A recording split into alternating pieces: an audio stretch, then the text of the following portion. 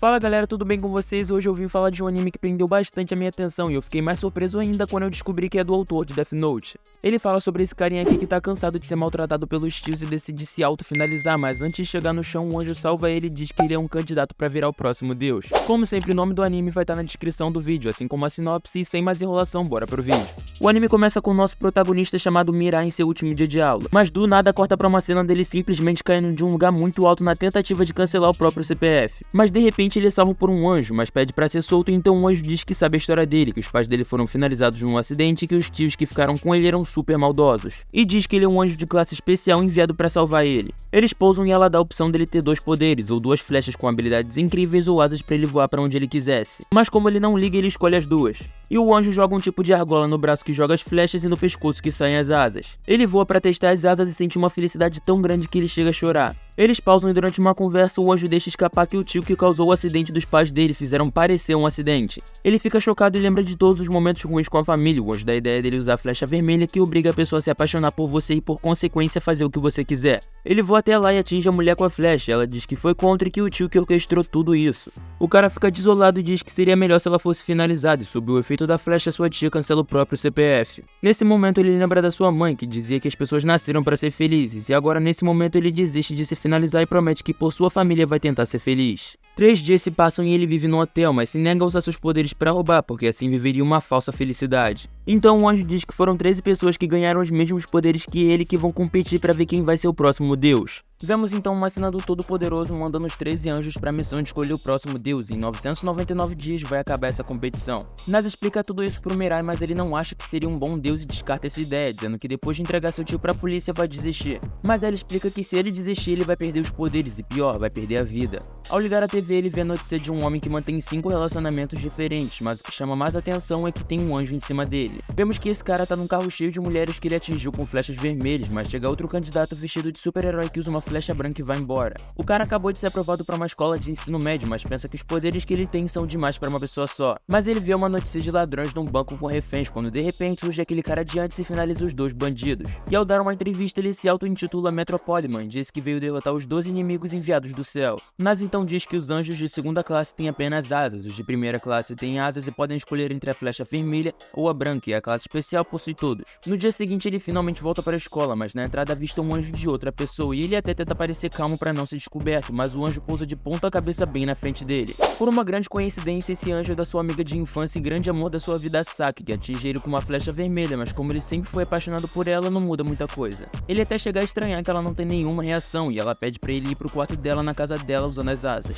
Chegando lá, o anjo dela pede para ela fazer algumas perguntas, como se ele era de classe especial e se ele tinha flechas brancas, e pede para ele proteger ela já que ela não tem asas. Eles treinam um pouco o voo e em casa eles descobrem que o Metropoliman vai estar ao vivo na TV e o cara se oferece pra ir lá. Ele tá quase indo pra lá quando a Nase revela que o plano do anjo da Saki, chamado Revel, era que ele fosse até lá e eles lutassem até que o Mirai fosse finalizado. E se isso acontecesse, os poderes dele passariam pra Saki, então os anjos formam uma aliança pra se proteger do cara. Metropoliman acaba de parar outro criminoso e revela estar muito impaciente, visto que faz um mês e não acha nenhum candidato a deus. Indignado, ele propõe ao vivo se encontrar e resolver as coisas de forma pacífica com os outros candidatos. E mesmo a Nase dizendo que é uma péssima ideia e ele vai mesmo assim. Chegando lá ele vê diversos anjos e eles tomam muito cuidado pra não olhar diretamente, pra não levantar muita suspeita.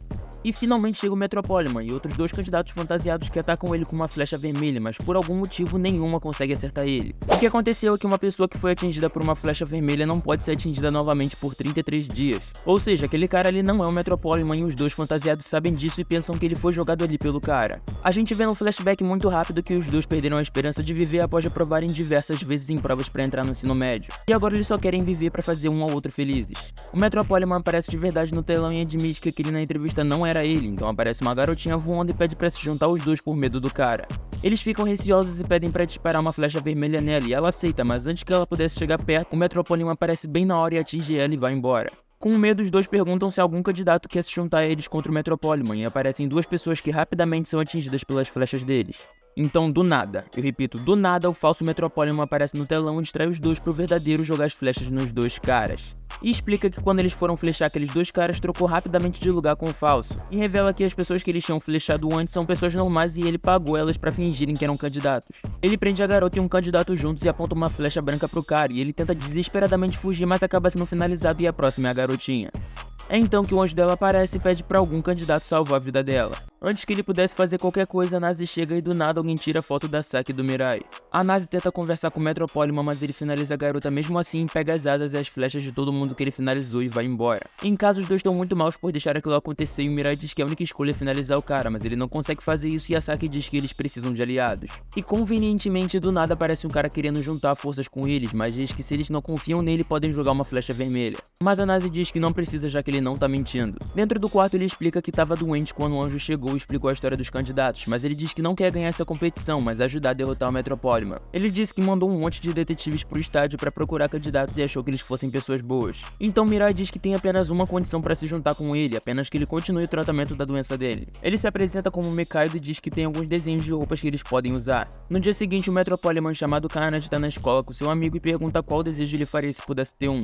O cara pede dinheiro, mas ele pede alguma coisa impossível, e ele pergunta o que o Carnage pediria, e ele diz que traria alguém de volta à vida, como a irmã dele.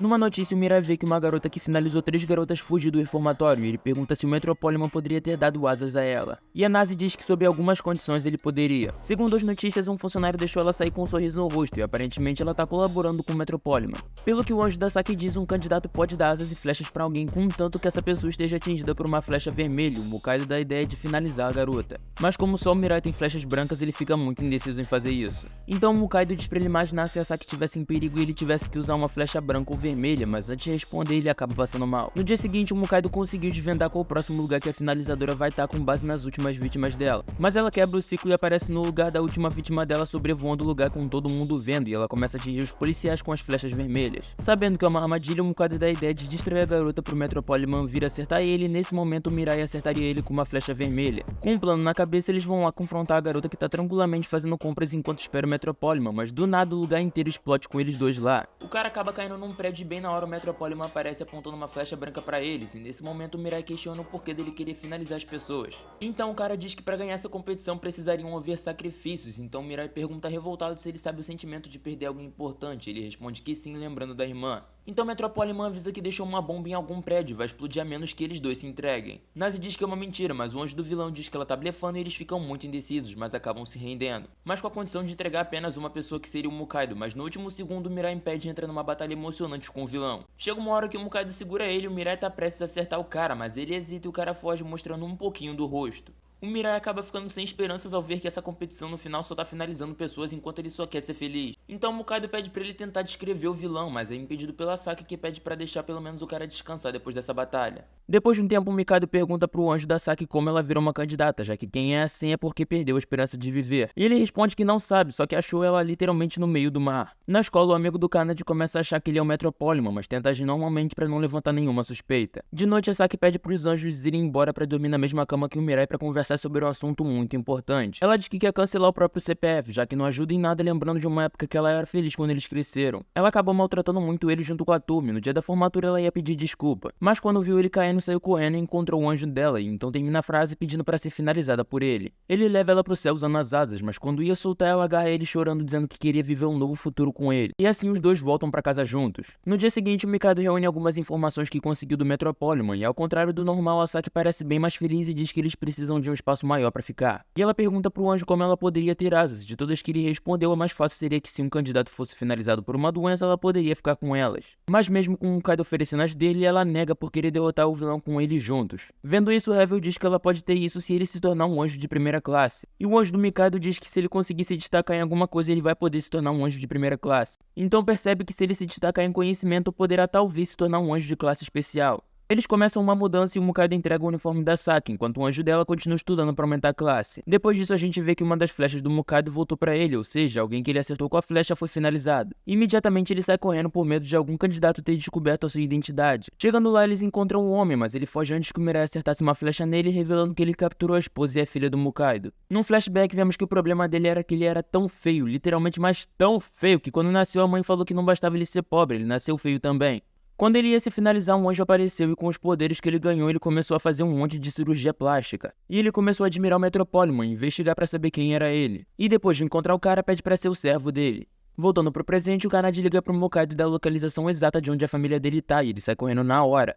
Eles voam até um parque de diversões e o Mukado encontra a família dele presa e entra pra buscar as duas, ficando preso lá dentro. Vendo isso, o Mirai ameaça jogar uma flecha branca no cara, mas ele desvia e o Metropoliman aparece apontando uma flecha pra ele. Encurralado, ele entra pra ajudar o Mikado e lá eles voam numa velocidade tão alta que ninguém consegue ver. Chega uma hora que eles ficam muito cansados e conversam sobre colocar um plano em prática, e depois disso o tal vilão fica vigiando eles pra saber se é verdade. Passa mais de 24 horas e o cara feio, que se chama Hajime, fica com medo deles terem fugido de lá. E em casa vemos que desde que eles saíram, a Saki nem se moveu, esperando eles voltarem. Preocupado, o anjo pede desculpas e diz que vai se esforçar mais pra ele subir de classe e chora por não poder ajudar ela. E como nenhum anjo nunca derramou lágrimas por um humano, ele acaba subindo de classe com o título de Anjo das Emoções. A Saki consegue voar até lá com as asas que ela acabou de ganhar e joga uma flecha vermelha no ponto cego do Hajime. Mas ele é tão fascinado pelo Metropoliman que hesita em obedecer a flecha. Ele fica perdidamente apaixonado por ela e dá uma desculpa para ir falar com a Saki, que convence ele a tirar os dois de lá. Mas do nada surgem 3 candidatos que trabalham pro vilão. Graças à rachadura que o Hajime fez, eles conseguem fugir de lá e por segurança levam a família do Mukaido pra longe.